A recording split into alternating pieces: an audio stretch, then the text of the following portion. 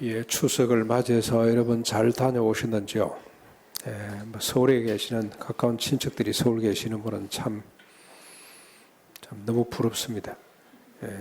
저는 어머님이 살아계시기 때문에 또 조상들 묘가 있기 때문에 반드시 추석이 되고 명절이 되면 진주 갔다가 안동 갔다 와야 됩니다.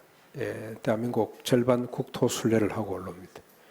이번에 내려갈 때는 너무 한쪽에 그냥 몰려 새벽기도 마치고 바로 출발했는데 머리를 한 2번 굴려야 되는데 한 번 굴리고 이 시간에는 차가 없을 것이다 하고 갔더니 오히려 그냥 그 시간에 전부 다 나온 것 같습니다. 그래서 10시간 넘게 걸려서 진주까지 내려갔는데 내비게이션이 완전히 한 번도 나고 한 번도 가보지 않은 길로 인도하는데 얼마나 새롭고 얼마나 감사한지 몰랐습니다. 올라올 때는 편안하게 올라왔습니다만 이번에 가보니까 너무 짧아서 그런지 우리 친족들이 다 모이실, 우리 가족들, 우리 동생들은 다 왔는데 인천에 있는 동생 하나 빠지고 다 왔는데 우리 친족들이 많이 오지는 못했습니다만 와야 될 사람들이 다 왔습니다. 그런데 요즘 우리가 묵상하는 여호수아 때문에 평소도 그런 마음이 좀 있었습니다만 저 마음속에 묻어두고 있던 아픔이 하나 다시 이렇게 재발되었습니다. 우리 가족들이 다 모이면, 친족들이 모이면 늘 빠지는 가정이 하나 있습니다. 우리 4번째 작은 아버님 자녀들이 그분이 불신 결혼을 하고 그 믿음이 제대로 전성이 안 돼서 그분이 일찍 돌아가셨습니다. 저희 작은 아버님 일찍 돌아가는 이후에 동생들을 챙긴다고 챙겼지만 연락이 투절된 지가 한 20년 가까이 돼가는 것 같습니다. 아무리 수소문을 해도 찾을 수가 없습니다. 그들이 예수를 믿지 않습니다. 늘 생각할 때마다 마음이 많이 아프고, 그런데 최근에 들은 소문에 의하면 그 여동생이죠, 막내딸이 미군 병사와 결혼을 해서 미국 가서 예수 믿는다는 이야기를 들었습니다만 확인할 수가 없어서 더 안타까울 뿐입니다.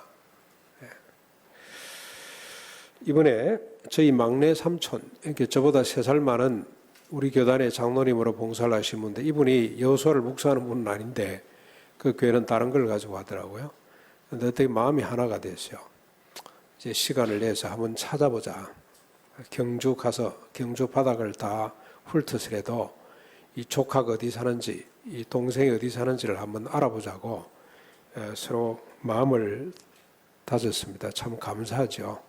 하나님이 시간을 허락해 주시면 가서 한번 찾아봐야 되겠다 이런 다짐을 하고 왔습니다. 이렇게 다짐을 한 데는 여호수아에 등장하는 라합이라는 사람이 크게 도전을 해 주었습니다. 라합에 관한 기사를 읽으면서 이건 아니구나 하는 생각이 또 들어서 그 동생을 생각할 수 있게 됐습니다. 그래서 오늘 라합의 신앙과 삶이 어떠한지를 좀 우리가 살피면서 지난주에 우리가 묵상한 내용입니다만 다시 되새기면서 은혜도 받고 도전을 받는 시간이 됐으면 좋겠습니다. 라합의 이야기는 여호수아가 시딤에서 정탐꾼을 보내면서부터 시작이 됩니다.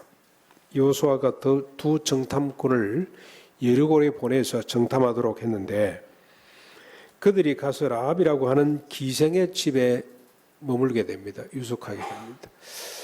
아마 성경학자들이 이분이 신분은 기생이면서도 아마 여인숙을 여관을 경영하지 않았을까. 옛날 같으면 추막이라고 이렇게 생각을 하면 좋을 것 같고, 요즘 같으면 이런 여인숙 있죠.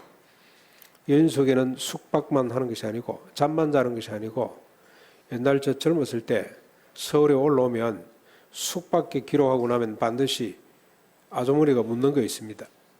필요하냐고. 뭘 말하냐 그랬더니 여자가 필요하냐고 묻죠. 그래서 주로 막 같이 했던 것 같다는 생각이 듭니다. 아마 그런 집인 것 같습니다. 그런데 이들이 성내에 들어왔다는 정보가 금방 여리고 왕에게 보고가 됐습니다. 왕이 즉시 사람을 보내서 라합의 집을 수색합니다. 그러나 김새를 챈 것 같습니다. 이 라합이 보통 여인이 아니죠. 산전, 수전, 공중전까지 다 치른 여인 것 같습니다. 세상 돌아가는 걸 잘 알기 때문에 금방 들어닥칠 것이라는 걸 김새를 채고 두 사람을 미리 지붕 3대 밑에 숨겨 놓았습니다. 그리고 들어닥친 수색대에게 낯선 사람들이 오기는 했지만 성문을 닫을 때쯤 급히 나갔으니 당신들이 바로 쫓아가면 그들을 잡을 수 있을 것이다 라고 이 말을 했습니다. 그랬더니 이 정탐꾼을 수색하러 왔던 부대가 급하게 요단 나루트까지 내달리게 됐습니다. 그들이 나가자 성문이 닫혔습니다. 라합은 여인이지만 담력이 대단합니다. 상황 판단이 아주 빠른 여인이죠. 정탐꾼을 숨겨놓고 수색들을 능숙능란하게 따돌렸습니다. 그런데 여러분 조금 입장을 바꾸어서 자신의 동족 여리고 편에서 보면 이 라합은 배신자입니다. 우리나라를 팔아먹었던 이한용이 비슷한 사람이죠. 정탐꾼들이 이스라엘 사람이며 잠시 후에 그들이 여리고를 비롯해서 가나안을 침멸할 것이라는 사실을 알았으면 숨겨주면 안 됩니다. 빨리 신고를 해서 체포하고 이들로부터 이스라엘의 정보를 캐내야 되죠. 그럴 시간적인 여유가 없어서 그게 불가능하다면 나는 이스라엘이 싫어요 한마디 외치고 장렬하게 죽어야 됩니다. 그러나 그렇게 하지 않고 오히려 그 사람들을 숨겨주고 살려주었습니다. 그런데 라합의 이야기가 성경에 기록이 되고 오늘까지 읽혀지고 있습니다. 단순히 기록 정도 된 것이 아니고요. 라합은 어떤 사람이 됐습니까? 살몬의 아내가 되고 보아스의 어머니가 됐어요. 그 유명한 보아스의 어머니가 되고 다윗의 고조 할머니가 됐어요. 그리고 이 혈통을 통해 메시아가 육신으로 이 땅에 오셨습니다. 매국노 이야기가 아닙니다. 그렇죠? 그 이유를 우리가 살펴봐야 됩니다. 그 이유를 찾는 것이 신앙의 근본입니다. 진정한 정성이라고 할 수가 있습니다. 어떻게 라합이라는 사람이 이렇게 될 수가 있었지를 찾아야 됩니다. 계속해서 보시죠. 병사들을 따돌리고 정탐꾼들이 눕기 전에 라합이 다시 지붕으로 올라갔습니다. 그리고 두 정탐꾼에게 말을 합니다. 이게 8절부터 11절까지죠. 여호와께서 이 땅을 너희에게 주신 줄을 내가 안다. 우리가 너희를 심히 두려워하고 이 땅 주민들이 다 너희 앞에서 간담이 녹았다. 이는 너희가 애굽에서 나올 때에 여호와께서 너희 앞에서 홍해를 마르게 하신 일과 너희가 요단 저쪽에 있는 아모리 사람의 두 왕 시온과 옥에게 행한 일 곧 그들을 진멸시킨 일을 우리가 들었기 때문이다. 우리는 지금 너희로 말미암아 마음이 녹았고 정신을 잃어버렸다. 너희의 하나님은 상천하지에, 옛날 버전이죠. 이건 지금은 하늘과 땅 되어 있습니다만 상천하지에 하나님이신 것을 내가 안다 라고 말을 합니다. 라합은 하나님을 알았습니다. 그동안 들려온 소문들을 통해서 하나님을 알았던 것 같습니다. 그가 안 하나님은 가나안 땅을 그의 백성에게 주시기로 하신 분, 이 땅을 이스라엘 백성들에게 주시기 위해서 애굽에서 건져내셨고 홍해를 마르게 하신 분입니다. 그리고 아모리 왕들을 진멸하셨고 불과 며칠 전에는 범람하는 요단 강물을 거꾸로 돌려놓으신 분입니다. 어느 누구도 어느 성읍과 민족도 하나님을 대항할 수 없다는 사실을 그는 잘 알았습니다. 그러므로 빨리 하나님과 그의 백성에게로 돌이켜야 한다는 사실을 알았습니다. 그래야만이 살 수 있다는 사실을 알았습니다. 단지 목숨만 부지하는 것이 아니고 자신과 자신의 가족이 하나님 백성이 되어서 열국을 복되게 하는 사람들이 될 수 있다는 사실을 그는 알고 믿었습니다.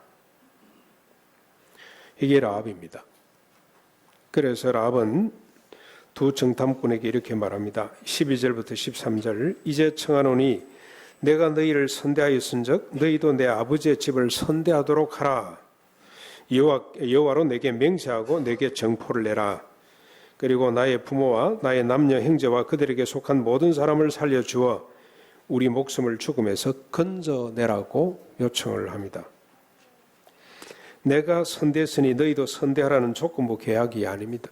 그렇다면 내가 너희 두 사람을 건져냈으니 너희도 우리 두 사람 나와 또 한 사람을 책임져라 이렇게 가야 되는데 그렇게 요청하지 않고 우리는 반드시 죽을 수밖에 없지만 너희들 아니 하나님이 선대하시면 우리 집안 모두 살 수가 있으니 우리를 살려내라고 그렇게 믿음으로 요청하는 것입니다. 여러분 여기 우리가 주목할 것이 있습니다. 라합은 죽음이라는 현실 앞에서 자신만 살려고 하지 않았습니다. 자신의 부모를 살리려고 했습니다. 그리고 자신의 형제 자매를 살려내려고 했습니다. 형제 자매들에게 속한 자식들마저 다 살려달라고 요청하는 사람이었습니다. 쉽지 않습니다. 이게. 여러분 형제 자매 그 밑에 딸린 근속들을 보시면 부모가 있죠. 오빠가 있는지 모르겠습니다. 가족 상황이 어떤지는 잘 모르겠습니다만 다수의 사람이죠. 오빠가 있으면 올케도 있겠죠. 남동생이 있을 겁니다. 남동생이 있다면 또 올케들이 있을 겁니다. 그렇죠? 그 밑에 딸린 조카들이 있을 겁니다. 언니가 있을 수가 있습니다. 언니가 있다면 형부가 있을 거예요. 그 밑에 딸린 조카들, 생질들이 있을 겁니다. 그렇죠? 그리고 또 여동생이 있다면 제부가 있겠죠? 그 밑에 딸린 조카들도 있겠죠? 모두 답니다. 모두 딸을 살리려고 했던 인물이 라합입니다. 왜 이웃과 성 안의 사람들 전체를 살리려고 하지 않았을까? 살리려면 몽땅 다 살리지. 그런 의문을 가질 수가 있습니다. 그런데 여러분 한번 생각을 해보십시오. 이건 기록이 안 됐습니다만 상상할 수가 있죠. 만약 성 전체를 다 살리려면 다 모아야 되죠. 기생 라합이 말을 듣고 다 모여야 돼요. 그런데 이들이 절대로 모일 수가 없습니다. 아마 그렇게 시도했다가는 당장 역적으로 몰려서 돌무더기가 됐을 겁니다. 그 가족이 몽땅 돌에 맞아 죽었을 겁니다. 그래서 그는 어쩔 수 없이 자기 가족들만 살려달라고 요청을 했습니다. 라합의 말을 듣고 정탐꾼들이 대답을 합니다. 그게 14절인데 이 정탐꾼들도 보통이 아닙니다. 내가 우리의 일을 누설하지 아니하면 우리의 목숨으로 너희를 대신할 것이요 여호와께서 우리에게 이 땅을 주실 때에는 인자하고 진실하게 너를 대우하리라. 지금 여호수아한테 가서 물어보고 하지 않습니다. 그렇죠? 바로 그 자리에서 계약을 맺습니다. 언약을 맺습니다. 네가 누설하지 않고 우리가 무사히 돌아가서 이 성을 정복할 때 우리가 여호와가 너희를 선대할 것이다. 네 말대로 너와 너 가족들, 너희 친족들을 다 선대하도록 하마. 이 사람들이 지금 무슨 배짱으로 이런 말을 합니까? 이 사람들이 알았어요. 이 전쟁은 약탈을 위한 전쟁이 아니고 여리고를 회복하기 위한 전쟁임을 알았습니다. 비록 그 행태는 진멸이고 파괴합니다만 새롭게 이 땅을 회복하기 위한 전쟁임을 알았어요.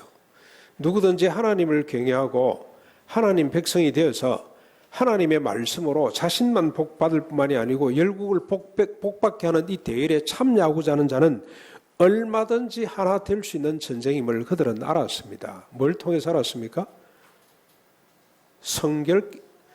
요단을 건너기 전에 성결 의식을 치렀고요. 요단을 건너서 길가리에서는 무슨 의식을 치릅니까? 할례를 받았어요. 할례를 전쟁을 앞두고 있는 사람이 할례를 받는다는 것은 이건 있을 수 없는 일입니다. 그건 지자는 일입니다. 그런데 할례를 받은 이유는 약탈과 침략을 위한 전쟁이 아니고 성전이죠. 성전. 이 땅을 회복하기 위한 하나님의 뜻을 심고 열국을 복되게 하는 전쟁임을 보여주는 하나의 의식입니다. 전쟁은 너희들에게 속한 것이 아니고 나에게 속하고 이 전쟁의 목적은 회복에 있다는 것을 보여주는 약탈을 위한 침탈을 위한 것이 아님을 보여주는 하나의 의식입니다. 그래서 이 정탐꾼들이 알았습니다. 바로 계약합니다. 그래, 너희들을 보호하마. 그런데 여기서 우리 한 가지 또 물어볼 게 있습니다. 여리고 사람들이 간담이 다 녹아내릴 정도로 두려워했는데 왜 그들이 성문을 열어주지 않았을까? 라합처럼 우리가 그냥 저 백성들과 서로 하나가 되자. 우리가 구원을 받자. 왜 이렇게 안 됐을까 하는 질문입니다. 왜 그랬을까요? 그냥 문을 열어주고 우리가 그냥 너희들하고 같이 살게. 자, 우리도 너희들 백성들처럼 여겨달라. 우리를 구원해달라. 그랬으면 좋으련만 그렇게 하신 이유가 뭘까요? 아무리 생각해봐도 그들은 자신들이 가졌거나 가지고자 하는 욕망을 내려놓지 못했기 때문이 아닌가. 부와 권력과 지식과 명예에 대한 소유 또는 욕망을 내려놓을 수 없기 때문에 그걸 다 포기해야 되는 거거든요. 그리고 다시 하나님 말씀으로 재편돼야 될 거 아닙니까? 그게 불가능했기 때문에 그들은 간담이 녹으면서도 내어놓지를 못한 거죠. 이에 반해서 기생 라합은 어떻습니까? 그 직업은 기생입니다. 어떤 학자들은 여간 주인 정도로 이렇게 소개를 하는데 분명히 기생입니다. 기생. 그 단어가 기생이죠. 영어 성경에도 좀 더 기생으로 번역이 되어 있습니다. 기생을 그러니까 이 지금은 뭐라 그러죠? 이런 사람을 성매매 여성들이라 그럽니까? 요즘 창녀들 그러면 안 되죠. 매춘부들 그런 게 아니고 요즘은 성매매. 그것도 주고 받는 거예요. 그러니까 이제 이 사람은 나쁜 사람이 아니고 사는 사람들도 꼭 같은 입장에서 성매매 여성입니다. 그래서 돈을 얼마나 많이 벌어놨는지는 모르겠어요. 그러나 그가 가진 것은 아무것도 없습니다. 사회적 신분으로 보나 아무것도 그가 내줄 만한 것이 없었을 겁니다. 그래서 여호와와 그의 백성들에 대한 소문에 기대를 갖고 살았을지도 모릅니다.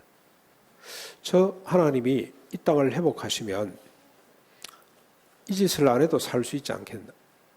모르겠어요. 그 율법이 전해졌는지는 모르겠습니다만 저들이 오면 땅을 골고루 나눠준다는데 땅을 더 이상 사고 팔지 않도록 해준다는데 6년에 한 번씩 빚을 면제해주고 다시 자기 땅으로 돌아갈 수 있도록 해준다는데 그러면 정말로 이 땅의 모든 인간들이 행복하게 살 수 있겠다는 그 내용까지 알고 있는지는 잘 모르겠습니다만 충분히 여러분 상상이 가능한 일입니다. 자, 이렇게 언약을 맺고 라합은 두 정탐꾼을 창문으로 달아내려 안전하게 돌아가게 했습니다. 두 정탐꾼은 돌아가기 전에 우리가 이 성을 칠 때에 너와 너 가족들을 구하기 위해서는 표시가 있어야 된다. 붉은 줄을 매달아라고 요청을 합니다. 그리고 다시 한 번 더 서로의 비밀을 지키기로 약속하고 헤어집니다. 두 정탐꾼이 돌아가서 여호수아에게 이 사실을 다 보고했습니다. 정탐꾼들은 막상 많은 곳을 돌아다니질 못했습니다. 라합의 집에 하룻밤 숨고 또 라합의 지시대로 라합의 충고대로 산에 가서 3일 동안 숨어 있다가 돌아간 것이 전부였습니다. 그러나 더없이 중요한 정보를 갖고 갔습니다.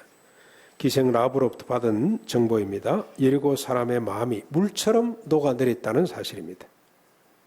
믿음의 사람들이 믿음으로 주고받은 정보로 전세를 결정하게 됐습니다. 믿음의 사람들이 주고받은 정보입니다.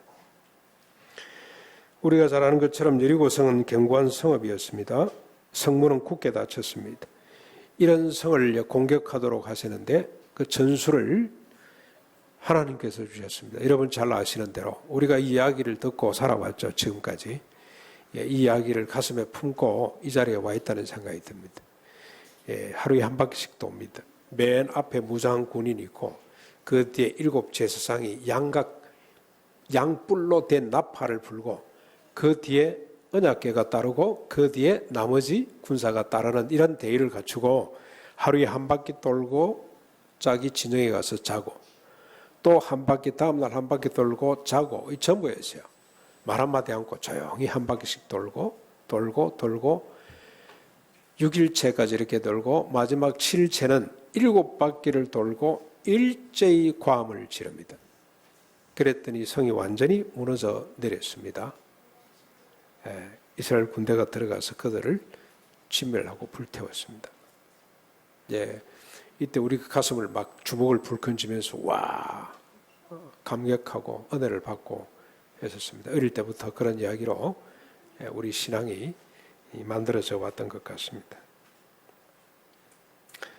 이 세계 전투사에 없는 전략이죠. 단 한 번밖에 없었던 전략입니다.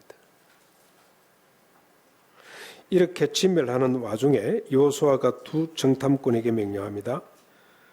기생의 집으로 가서 그 여인과 맹세한 대로 그와 그에게 속한 모든 것을 이끌어내라. 이에 정탐꾼이 들어가서 라합과 그의 부모와 그의 가족들, 친족들을 다 이끌어내었습니다.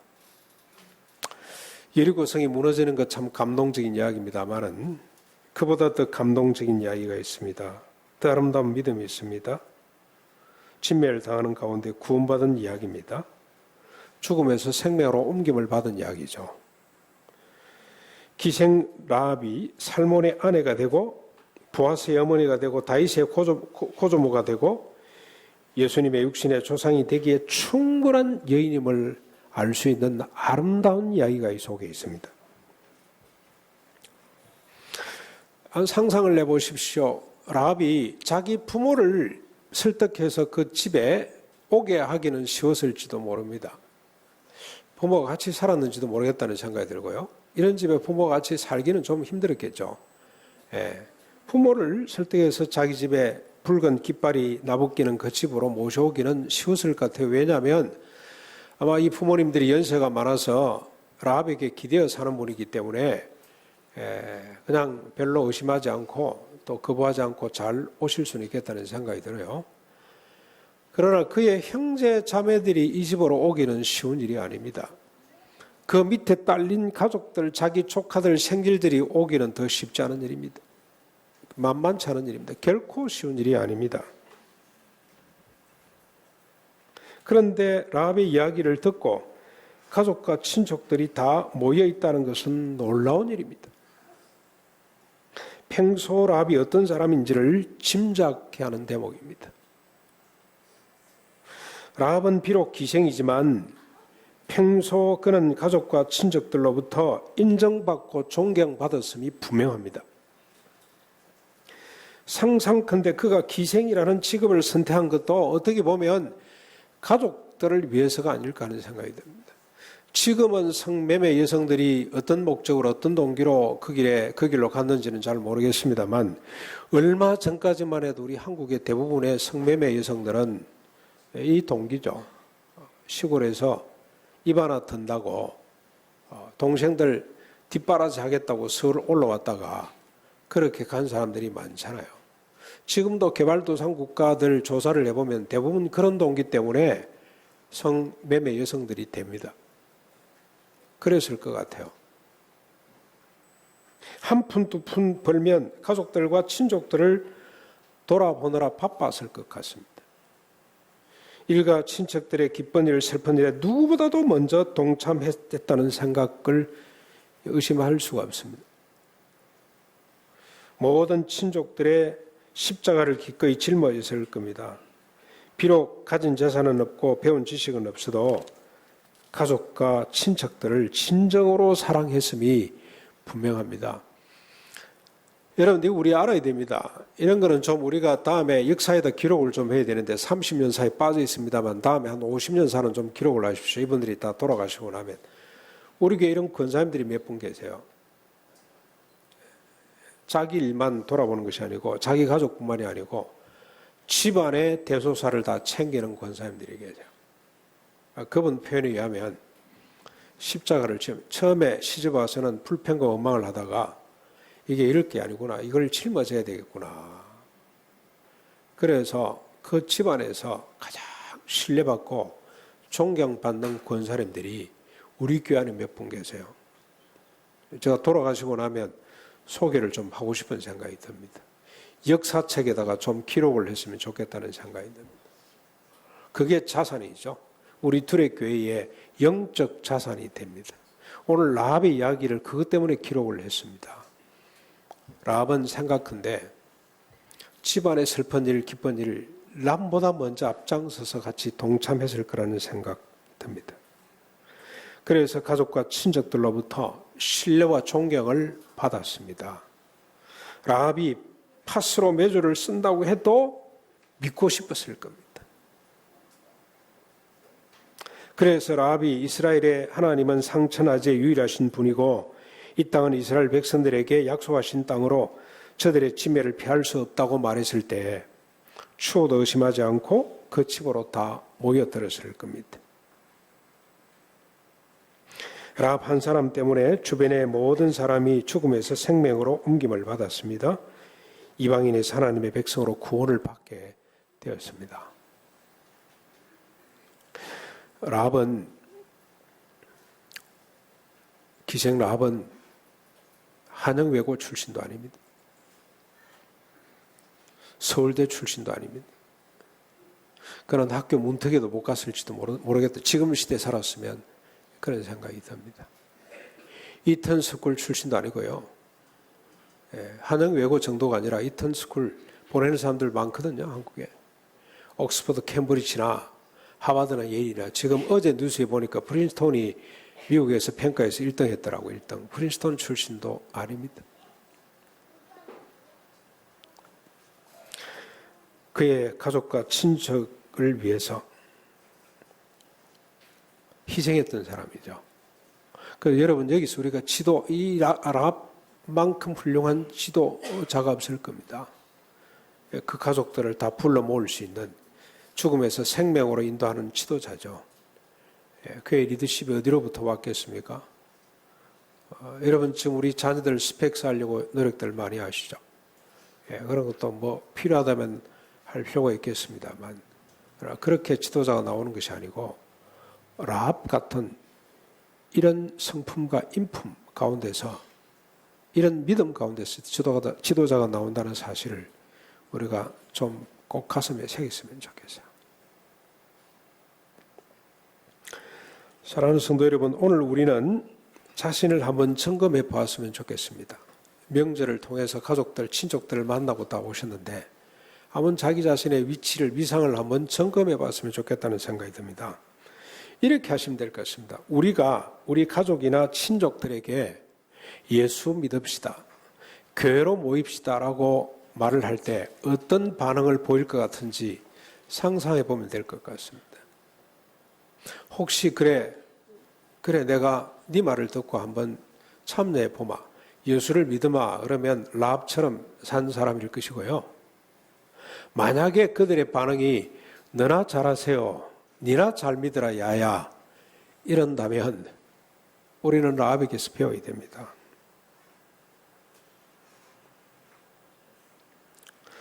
그래서 기어코 우리가 우리 가문에 라합같이 되어야 됩니다. 저는 라합에게서 배우려고 하고 라합처럼 되려고 하는 것이 진정한 영성이라고 생각이 됩니다. 영적 진보가 이런 데서부터 온다. 참된 경건이 무엇인지를 우리가 여기에서부터 배울 수가 있다는 생각이 듭니다. 라합처럼 되려고 하는 그 자세, 그 열정, 그 노력 가운데 영적 진보가 이루어진다고 생각을 합니다. 그런데 만약에 우리가 가족과 친족들을 불러 모으고 싶은 생각이 없다면 근본적으로 우리 믿음 자체를 다시 들여다봐야 됩니다. 만약에 라합이 여리고 성이 침멸 당할 것을 몰랐으면 그는 자기 직업에 충실하고 그냥 행복하게 살았겠죠. 그렇죠? 간담은 좀 녹았을지 모르지만 그럭저럭 살았을 겁니다. 친족들을 불러 모으고 싶은 생각이 추워도 없을 겁니다. 그러나 그는 알았어요. 잠시 후에 이 성이 함락된다, 이 성이 침멸되고 불태워진다는 사실을 알았기 때문에 그는 이 일을 하지 않고서는 견딜 수가 없었을 겁니다. 이 일보다 그에게 중요한 일은 없었을 겁니다. 여러분, 하나님은 분명히 우리에게 말씀을 하셨어요. 히브리서 9장 27절이죠. 사람에게 한 번 죽는 것은 정한 것이다. 반드시 사람은 죽게 돼 있다. 그러나 그 죽음 뒤에는 심판이 있다는 두 가지 심판이 있습니다. 영생과 멸망입니다. 영생과 멸망. 쉽게 말하면 지옥과 천당이죠. 천당과 지옥 두 가지 길밖에 없습니다. 사람에게 한 번 죽고 나면 그 두 길이 기다리고 있습니다. 이를 안다면 열기를 제껴두고 창가에 붉은 깃발을 내달고 우리 가족과 친족들을 다 불러 모아야 됩니다.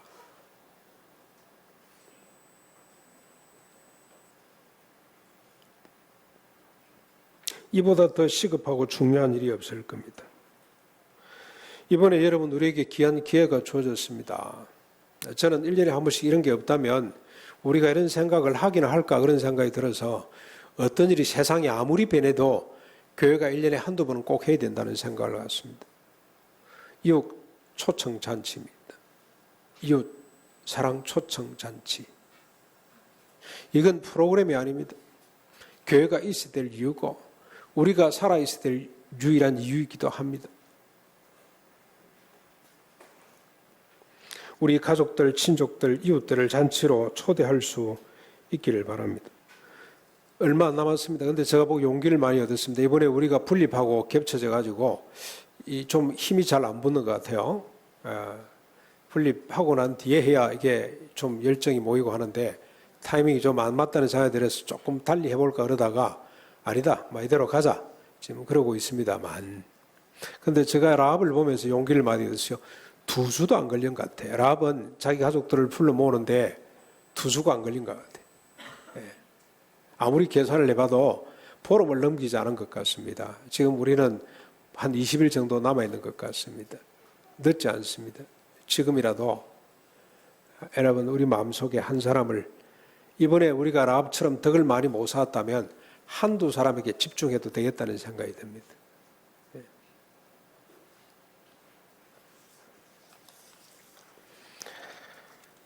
생명의 잔치로 그들을 초대할 수 있기를 바랍니다. 이런 인품과 열정과 수고 가운데 저는 분명히 믿습니다. 우리가 이런 열정과 이런 수고 가운데 우리 자식들이 보아스처럼 되고 우리 손자, 손녀들이 다윗처럼 될 것이라고 저는 분명히 믿습니다. 그냥 보아스가 나오는 거 아닙니다. 그냥 다윗이 나온 것이 아닙니다. 어머니 라합의 열정이죠. 그분의 인품입니다. 그분의 믿음 가운데 보아스라는 아들이 태어났습니다. 그냥 보아스가 아닙니다. 룻을 보고 금방 알아봅니다. 그래서 룻을 아내로 맞이해서 오벳을 낳고 오벳은 이새를 낳고 이새는 다윗을 낳았습니다. 다윗 때문에 하나님의 뜻이 그 중동 지역에 펼쳐졌습니다. 지금도 다윗만큼 존중 여김을 받는 인물이 하나님으로부터 하나님의 백성들로부터 존경받고 신뢰받는 인물이 없을 정도로 위대한 인물이 되었습니다. 그냥 나온 것이 아닙니다. 그 고조 할머니 라합, 그 할머니 징조 할머니 룻, 이 계통입니다. 이 인품이, 이 열정과 이 신앙이 흘러가서 그런 작품들을 만들어냈다고 보시면 됩니다. 그 가문을 하나님께서는 기입하시고 육신의 예수 그리스도가 태어나도록 하셨습니다. 이런 복을 받게 될 줄 저는 믿습니다.